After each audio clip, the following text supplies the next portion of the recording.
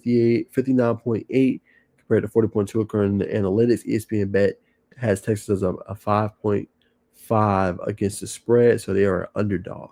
So that's the latest there, man, in terms of the spread and everything. But this is a good game, man. I can't wait. I told y'all I've been seeing it. I think Arch is back. I think he really found his rhythm, obviously, in that game against Mississippi State. 38-21. He did get hurt in that game, but no way in hell they should have won.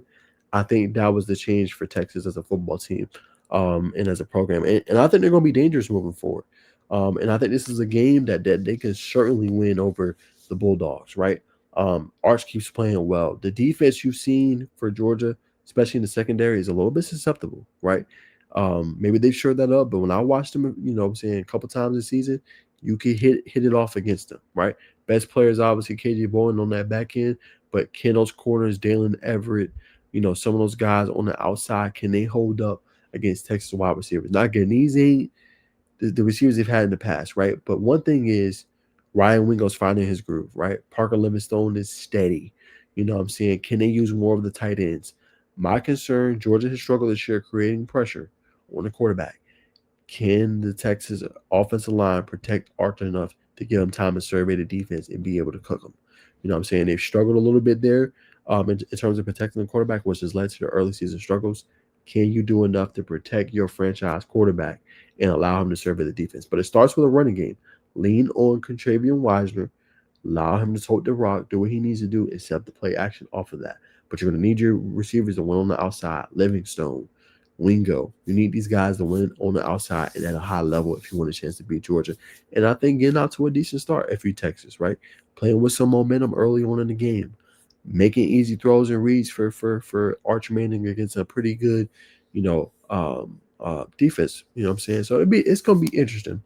But I like Texas a lot in this one. But Georgia, I like what Gunnar Stockton's been doing this year, man. He's been phenomenal. I told y'all, I think he's the best quarterback to come through Georgia in the last decade. Humbly, I believe that. I think he's better than Carson Beck.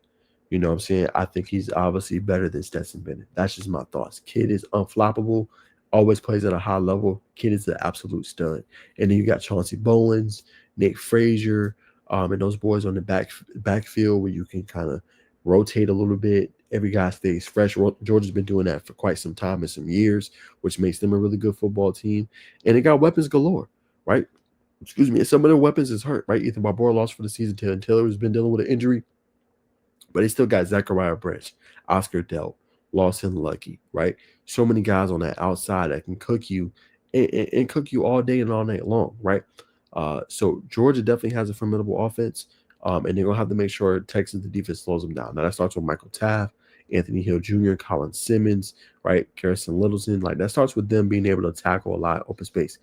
If you want to ever beat a Georgia team, you look at some of the ones the other ones did. Slow down the running game. Make it tough. Not saying Gunner can't do it because Gunner's shown he can light you up and slice and dice you, whether he has a running game or not.